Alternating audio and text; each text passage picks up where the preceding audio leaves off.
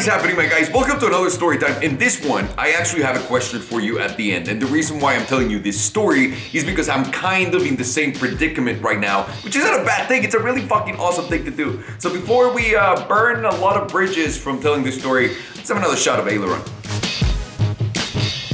So it all started, I want to say about 5 years ago. That was exactly when the She Run was announced. And all of my friends and I decided we're going to go to the Geneva car show for a couple of things. Number one, we want to go there because we want to shoot another episode of Banging Gears, which is a show that we had started at that time, and it was really exciting. And number two, we want to go because a few of us are going to buy a few cars there. So let's fucking go. That was the whole plan. 12, 13 of us went out there, but 10 of us had an idea already. So number one, this is the first thing that I fucked up. I'm going with friends that have so much money that literally $1 million disappearing from their bank account would never fucking matter. Never. And that is a huge problem. And I'm gonna tell you guys why. Because immediately the first problem is probably the guy with the most money is the one who books everything. And we were all like, oh, thank you. You're so nice, dude. This is awesome. High five. Great. And then I get an email from the travel agent like, hey, Alejandro, get ready for your experience. It's gonna be beautiful. You're staying at this hotel. Sends me pictures of my room. And somehow probably at that point I thought, dude, got it made.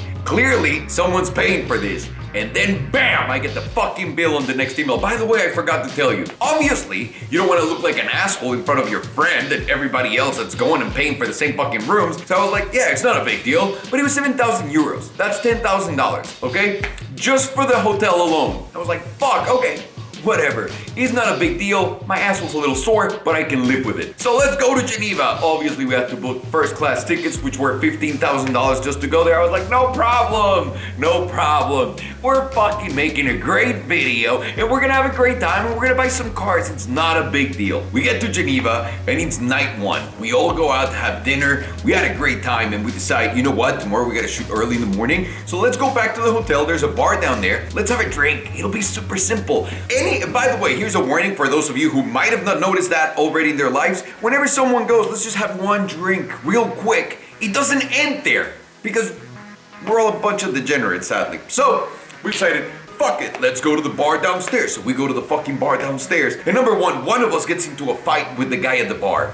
And the guy at the bar is like, you can't come in your shoes. And my friend was wearing sneakers. And my friend that was denied has too much fucking money. Let's just say a disgusting amount of money. So you can only imagine this guy fucking gets pissed off and starts fighting with the security guard. Everything starts on the wrong foot. Again, we're guests at that hotel. The same place that has a bar underneath. It's called the Cheetah Bar. I can't remember the name of the hotel, but the bar was the Cheetah Bar, I believe. And it was so fucking awesome. So finally, my friend gets into this altercation with the guy, tells him to go motherfuck himself, and the guy actually goes, and they let us in. So they let us in, and I'm walking in, and you know, you start recognizing faces from the show, people you know in the car, in the street. You're walking in, vibing to the song, fucking feeling like you're John Travolta before everybody knew that, you know, he does what he does.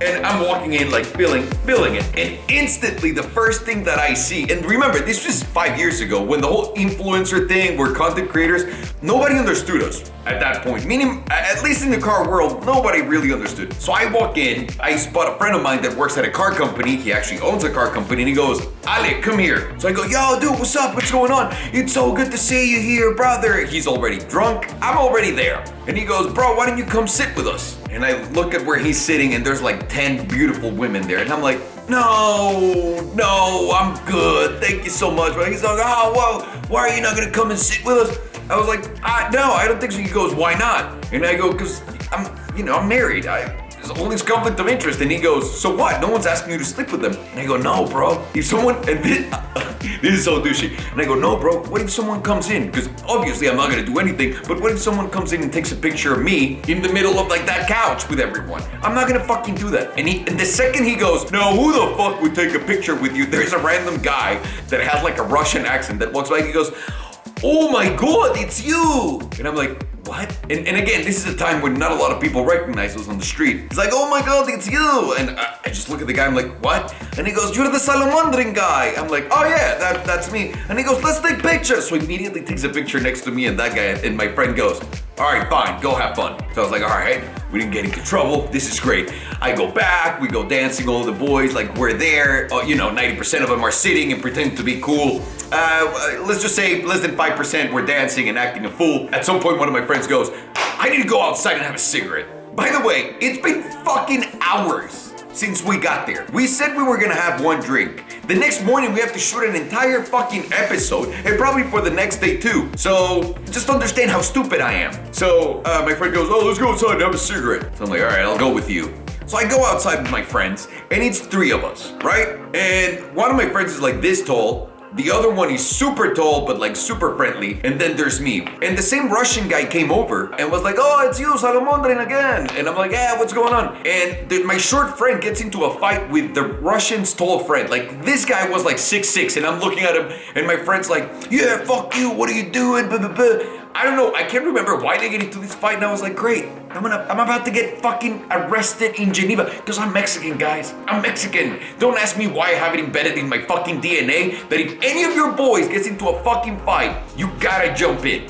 Otherwise, you're a fucking cop-out. You can't do that shit. So as a Mexican guy, I already picture myself, all right, I'm gonna fucking punch him straight in the nuts first. Then I'm gonna take care of the guy who's like Salomondrin if he tries to do anything like this. So I'm already planning my fight before it happens. Obviously, in my mind, I'm Jason Bourne. In the reality, I would have got my ass kicked. So I'm thinking, I'm planning all of that shit. And finally, somehow, they go their separate ways. And I go, oh, fuck. Thank God. So we go back to the hotel that night, wake up the next day, and we go to the show. And now, this is a real fucking deal. This is a Geneva Auto Show. I don't care what anybody says. The Geneva Car Show, it's my favorite fucking show ever. The reveals are insane. And day one, we were there for one thing only, and that was the She Runs reveal. So immediately, this is Alejandro. I have like 40,000 followers already. I have a Pagani, you know, because I'm part of like this cool group. Like all of my friends, most of us, we have Paganis in that group. So that was really cool. So I'm feeling a little popular, and I feel like, you know, they're gonna let me in everywhere, because why not? So they unveiled the She Run in front of our eyes, and it's fucking incredible. It's everything that I always dreamed of and then some, right? Wow, insane. And then finally comes time, they're letting people in, they open the ropes, and all the Bugatti clients walk in. And by the way, this is when I found out that my friend was really rich and had that power, because as I try to walk in, immediately the Bugatti guy goes, no. And I go, but I can buy one, I'm here with my friends. And the guy goes, no, just me. And I'm like, oh, this is fucking great. Because the YouTube thing always works 2 ways. Either, come on in, please, let's do all the free publicity, or, ugh, this is disgusting. You're not a real person, fuck you. And that went the you're not a real person, fuck you way. And my friend looks at me and he goes, Ale, why are they not letting you in? And I go, I don't know. And my friend turns around and looks at the guy that's not letting me in. Didn't say a fucking thing. And the guy goes, and opens the fucking thing for me. And I go, all right, maybe he knows the guy at the door. And then I see him interacting with everyone, and I'm seeing like the heads of Bugatti just going, to my friend who already owns Bugattis. Let us be clear, but I've never seen anything like that. I was like, this is fucking crazy. We enjoy the She Run, whatnot, and then we go shoot like a bunch of shit for the show. That night, we had an appointment with Koenigsegg, because we said, let's go have dinner, let's talk about our plan and what we're gonna do. So we go out with the Koenigsegg team that night to a sushi place, which by the way, every single time you go to Geneva, the team Koenigsegg goes to this sushi restaurant, which is incredible. And they were very gracious. They had us all. And unfortunately for Koenigsegg, it's our group of people, which is like 12, 13 people. We're so fucking loud. So loud. We drink. We like to have fun. And then everybody else is on their glasses and like their briefcases and like being super stern. And I was worried at some point. I was like, maybe at some point, Christian von Koenigsegg's gonna turn around and be like, you guys are disgusting. You shouldn't have any of my cars. But then I remembered, oh, these other guys that I'm with are incredibly wealthy, so I'm sure it's gonna be fine. And it was exactly that. It was perfectly fine. I remember that Christian was so cool, and Tariq that works with Christian was so cool. We all had a great time. And also we talked about doing a race in Dubai with their Koenigsegg and put it against the top 3, whatever, the Hyper 5, all that shit. So we end up wasted, destroyed, like fucking destroyed. I remember crying, laughing at the table because I couldn't control myself. And I remember all night I had this one joke that I wanted to tell Christian the moment I walked out. And I was gonna tell him, thank you for dinner, Christian. Next time's on me, but next time we'll be at McDonald's. So all night I have this fucking incredible joke in my head. I'm thinking, fuck, Christian's gonna love me after I tell him this joke. So it's finally on my way out. Everybody's like, thank you, Christian, very much. And they keep walking, right? So it's finally my turn. And I go, "Thank you very much, Christian, for dinner. Next time's on me." And he looks at me and goes, and I guess he didn't really hear me, so I couldn't do the McDonald's joke. So I kind of threw the McDonald's joke in there, and it just did not work at all. And he just stared at me like, okay. And I just walked away. I was like, all right, I'm just gonna leave it alone. So fuck my joke, right? It's absolutely done. After that, we all went straight to the hotel. We were fucking destroyed. The next day, we go back to the show, and we have a meeting in the morning with the Koenigsegg team. And it's 10 of us that want to buy a car. And the whole reason why we got together with him is he's making some really cool stuff, but a lot of people within the group were like, I don't know, I'm concerned about reliability issues. And the other group of the other half of the group were like, dude, I don't fucking care if the car works like all the time or not. Like, let's face it, I'm so rich, I have 39 other options. So we're all like, you know what? Let's all agree that we want to buy an Agera, because that's what we were buying. We wanted to buy an Agera, and we wanted to make it, we wanted a special something, like either a wing and a front splitter that's different than the entire everything. We're gonna buy 10 cars all at once. We want to deliver at the same time, and we want all that series to be named in a certain way. And Christian was very accommodating, and unfortunately, the timing ended up not really working out for us that well. And the reason why I say that is because Christian wanted to give us the new Jesco. He said, I can't do that with a Garris anymore, I can do it with the Jesco. Because, and this is what people say, Christian won't build more cars than what he says that he's gonna build. Which is really good for a brand, right? They're telling you there's gonna be 100, they're only gonna make 100. There's other brands that like to fuck around with those numbers. So Christian said, to be honest with you, I can't do anything until Jesco comes out, which by the way, back then didn't have a name or anything. He just knew the timeline. So this was 5 years ago. Right now, I would still be waiting on that fucking car. So one of my friends, the richest guy in the room, goes, how many years? And Christian goes, it's gonna be like 5 years. And my friend goes, okay, I'm out. And he immediately tries to walk out. I'm like, whoa, whoa, whoa, whoa, whoa, whoa, whoa, whoa. We're losing our bargaining power, man. Have you never been a part of the union? Then I realized, no, he's so rich, Alejandro. I was like, damn it, okay.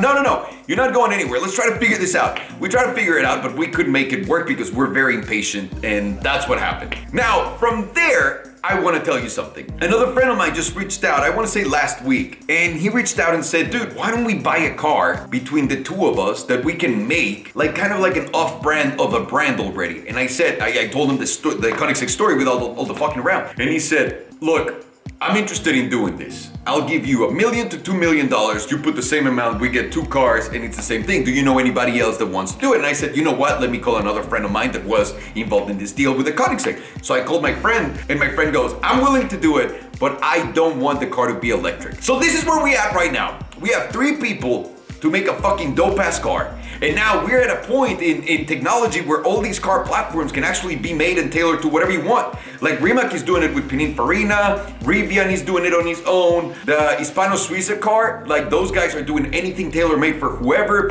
So there's a lot of possibilities out there. I am looking for you guys for some advice. So what do you think would be the right car to be the right send-off of like, we just made our own of what car? Like, what should the base be? A Rimac, a Koenigsegg, a Pagani. It could be an all-electric, which, by the way, my one friend that's saying that not electric, I bet if we get 9 people to get electric, he'll turn into electric, no question about it. So that's where we're at right now. It's an interesting time in the market right now because everything is fucking crazy. It's fucked, and at the same time, there's a lot of opportunities, but it's kind of getting stagnant. Like, everybody's buying the same fucking shit left and right. So the ability to make a one-off again is back on the table. What would that be if you could make that one-off? Please let me know in the comments down below. Guys, like always, my name is Alejandro, and I hope you didn't learn anything today because it's just some bad choices that I've made through my life. Take care.